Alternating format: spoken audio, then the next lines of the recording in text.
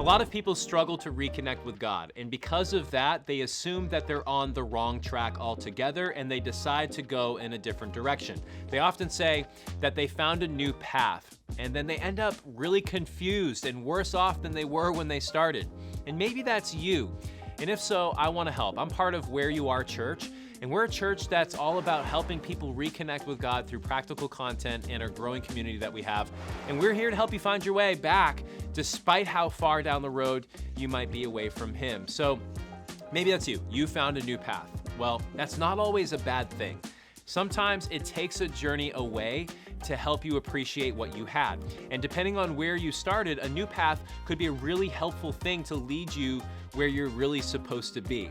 A lot of the time it looks like this. You were once connected with God, perhaps during your childhood or maybe during a significant moment in your life. Then life's challenges got in the way. The world threw in its distractions and disappointments and detours, leading you to maybe believe that perhaps there's another way, a different path that seems more fitting for your present. And our world is brimming with alternatives after all, right? There's roads that promise everything from happiness to contentment to success. They come in various forms like different belief systems and ideologies and even just a pursuit of material success. And for some, the path might be just chasing a dream career, or it might be seeking validation for relationships or fame.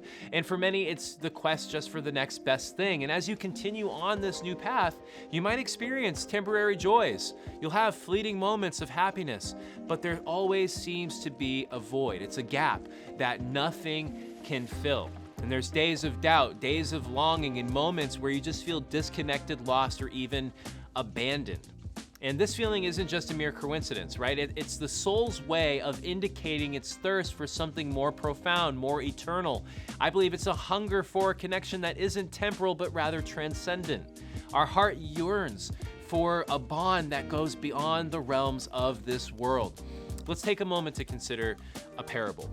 Imagine a child who leaves home looking for adventure and the promise of a better life. They explore, and as they come across various wonders, for a while, they're enchanted. But as days turn to nights and nights turn to days, the child starts to miss home. And they remember the warmth and the love and the connection that they once had. And no matter how dazzling the adventures become, there's this underlying feeling of homesickness. And in the same way, our souls yearn for a return, right? A return to a connection that's pure and profound and unparalleled. And no matter how many new paths we explore, there's just always this feeling that something is missing. And you may wonder, is there a path that leads back? If this is true for you, you're wondering, can I get back? A path that will rekindle this lost connection, that will fill the void and heal my soul? And the answer, of course, is yes. That's why we're doing this video. Jesus himself said in John chapter 14, verse 6, that I am the way, I am the truth, I am the life. No one comes to the Father except through me. And what he meant was, he is the path. He's the path that doesn't just lead us to a destination, but is the destination itself. Jesus isn't just another path, y'all. He is the path, right?